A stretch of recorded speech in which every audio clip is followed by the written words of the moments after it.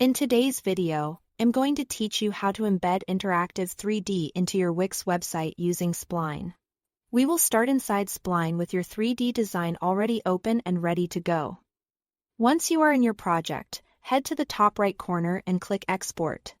This is where Spline gives you different ways to share your scene, and for a Wix website the option we want is the Viewer Embed. After that, select the Viewer tab. In this section, you can control how your 3D scene will appear once it's placed on your site. For example, you can adjust the background color, and if you want your 3D content to blend smoothly into your website design, set the background opacity to 0%. That creates a transparent background, which is especially useful if you want the model to feel like a natural part of the page instead of sitting inside a visible frame. You can also review the page scroll behavior here, which helps determine how visitors interact with the scene while moving through your website. Once your settings look right, click Update Viewer to save those changes. This is important because if you skip this part, the embed code may not reflect the settings you just selected. Next, go to the Overview tab and click Copy Embed. This copies the HTML embed code you'll need to place your interactive 3D scene directly into Wix.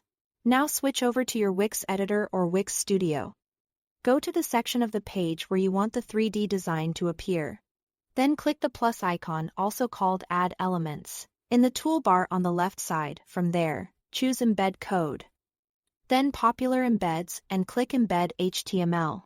This adds an HTML container to your page, which is what allows Wix to display the Spline viewer.